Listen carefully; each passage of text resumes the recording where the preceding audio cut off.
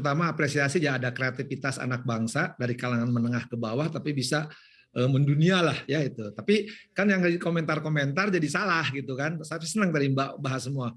Mau dipatenkan hak cipta, ini ngawur. Ternyata mereka nggak bisa membedakan kalau HKI itu kekayaan intelektual itu jenisnya banyak. Tadi ada ya hak cipta, paten, indikasi geografis, merek ya, tata letak sirkuit terpadu sampai rahasia dagang ya, termasuk varietas tanaman. Cuman kewenangannya akan berbeda.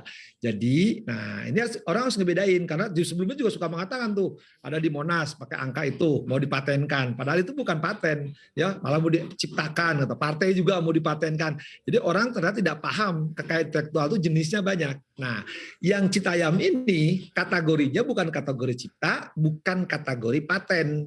Kalau cipta itu di bidang seni, sastra, saya menciptakan lagu, sinematografi, ya karya-karya film, karya-karya media itu termasuk hak cipta. Kalau paten misalkan nih, sekarang lagi ramai tuh vaksin, menemukan dalam bidang teknologi. Nah, kalau merek ini ya barang, ya sekali lagi barang atau jasa yang ada daya pembeda, karena tadi ditandai dengan apa? Angka, huruf, logo, baik 2 dimensi, 3 dimensi. Ya, contohnya minuman tuh, ya. Nah, itu kan ada angka, ada hurufnya, ada angkanya. Itu adalah mereknya. Nah, kemudian Citayam itu mungkin ya bisa sekali lagi di situ ada hak moral dan hak ekonomi. Nah, itu bisa dijual karena bisa mendapatkan ya hak ekonomi. Nah, siapapun sekali lagi boleh mendaftarkan Citayam ya, boleh mendaftarkan Bandung, boleh mendaftarkan Surabaya, belakangnya ada bla bla bla ya. Itu boleh dan yang terima tadi betul, pendaftar pertama, siapa yang daftar duluan dialah yang diakui. Tapi ingat, nah, ada batasan-batasan di pasal 20, 23 Undang-Undang Merek dan Indikasi Geografis, misalkan tidak boleh pertentangan ideologi, kesusilaan, tidak ada daya pembeda, kemudian menimbulkan ya yang sudah didaftarkan terlebih dahulu atau merek terkenal. Nah itu ya. Tapi kalau Citayam Fashion Week itu memang baru. Jadi siapapun nanti ya akan ketika mengajukan pendaftaran ya setelah atas hak merek. Sekali ini merek ya bukan paten, bukan hak cipta. Tolong tuh ada pejabat-pejabat ngomongnya paten merek apa cipta, ini merek, sekali lagi merek atas Citayam. Nanti mungkin di situ bisa barang, bisa jual jasa. Karena merek itu bisa merek dagang atau merek jasa ya. Nah, jadi orangnya siapapun boleh, cuma nanti ketika daftar ke Dirjen HKI, kekayaan intelektual itu, dia akan dilihat ada jangka waktunya, ada pendaftarannya, ini untuk jenis apa gitu. Tidak boleh, misalkan jelas karena Citayam Fashion Week atau nanti muncul kota-kota lain muncul ya nggak ada masalah. Siapapun selama nanti oleh Dirjen HKI akan dilihat kelas berapa atau barang berapa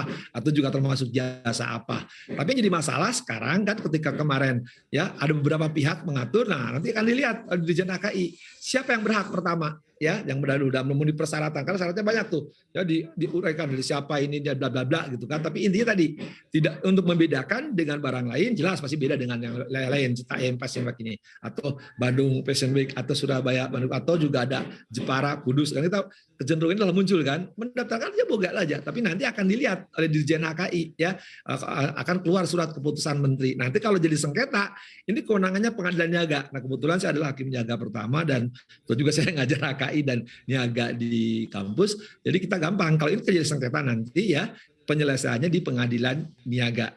Nah, karena di Jakarta, pengadilan niaga Jakarta Pusat. Baik, Pak Asep, artinya ini ada kemungkinan permohonan ini tidak dikabulkan begitu Pak, jika nanti kemudian ini mengganggu ketertiban umum seperti tadi Bapak sampaikan, kan ada beberapa merek yang memang harus memenuhi syarat-syarat tertentu gitu untuk dapat dikabulkan. Ya ini, merek terdaftar itu di pasal 20 dan 21 dijelasin, tapi intinya tadi ya berbeda. Ya tapi bisa aja dikabulkan kalau memenuhi persyaratan pendaftaran merek. Nah tapi ini yang sering juga di publik suka salah ketika ada Citayam Fashion Week ini mengganggu ketertiban umum. Nah ketertiban umum itu rejimnya lain, itu misalkan lalu lintas, maka yang berhak itu adalah polisi ya, bukan polisi Pamung Praja, tapi polisi benar gitu kan. Yang terjadi kemarin kan seolah-olah ada kegiatan inisiatif ya, kreatif anak bangsa yang termasuk kategori ini punya hak atas kreativitas tadi, bentuknya bisa dalam didaftarkan merek siapapun, nanti bisa dilihat pendaftarannya ya sepanjang tidak bertentangan dengan pasal 20 dan 21. Nah, tapi kalau soal ketertiban itu soal lain. Misalkan lalu lintas mengganggu ketertiban, karena orang kan alasannya macet katanya.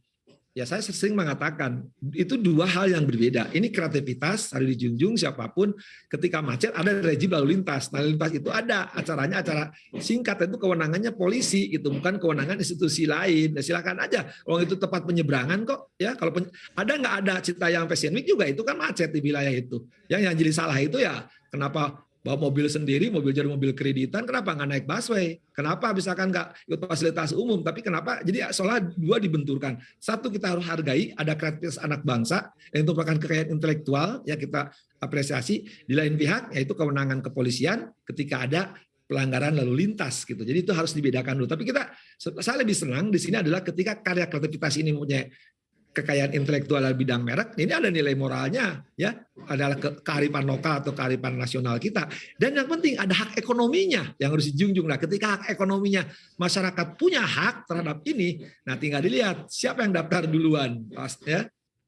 Baik. Baik Pak Asep, kalau tadi Pak Asep bicara soal first to file begitu ya, siapa yang daftar duluan. Lalu bagaimana nih Pak dengan kisah dari Gotoh begitu Pak? Kan sebelumnya memang sudah terdaftar begitu, lalu kemudian ada yang menggugat begitu Pak, akhirnya dimenangkan. Nah itu Bapak melihatnya seperti apa Pak? Ya, dari dulu juga banyak, tidak hanya Gotoh, malah merek-merek terkenal, kita kan suka mirip-mirip. Saya sebut maaf ya, Bali, Belly, kemudian LP, PA, dan sebagainya, merek-merek itu merek-merek terkenal. Kita tuh memang kreativitas kita di samping kreativitas yang positif, ada juga kreativitas yang cuma niru-niru. Nah yang menarik nih kasus ini, Gotoh. Gotoh itu kan huruf, angka, ya dan sebagainya, membedakan. Sebelumnya ada perusahaan itu milik, ya. Nah kemudian tiba-tiba menggabungkan dua perusahaan menjadi ya Gojek dan lagi apa tuh, Tokopedia ya. Kan. Saya kalau jadi hakim niaganya dulu, ya saya akan kabulkan di tingkat pertama itu adalah justru harus menang karena Gotoh yang bukan maaf dengan segala hormat ya terhadap putusan hakim. Tapi saya sebagai hakim niaga yang pengalaman pertama itu tahun hampir 23 tahun yang lalu, saya akan kabulkan Gotoh itu karena pemilik pendaftar pertama dan Gotoh yang pertama, bukan Gotoh yang baru berikutnya gitu kan. Ya, dan itu berhak niaga harus mengabulkan justru Gotoh yang pemilik perusahaan itu kan, bukan Gotoh yang gabungan dua. Baik, lalu Anda sendiri melihatnya seperti apa Pak? Bagaimana ini bisa terjadi? Artinya nanti kemudian di kedepannya akan terjadi kekhawatiran Pak bagi mungkin pengusaha begitu atau ya pelaku usaha yang sudah memiliki merek-merek tertentu lalu kemudian ada jenis usaha baru mengambil namanya lalu kemudian bisa dimenangkan juga begitu Pak? Jangankan merek Gotoh yang ada di Republik Indonesia, Pak, merek-merek terkenal, saya sebut aja dulu ya, merek dari Jerman, pemiliknya orang Surabaya, beberapa miliknya orang-orang di wilayah Jakarta Utara, ya itu banyak kajian-kajian, tapi silakan tanya kepada orang yang berperkara di ahli-ahli merek atau pengacara hak intelektual atau yang suka peradilan niaga.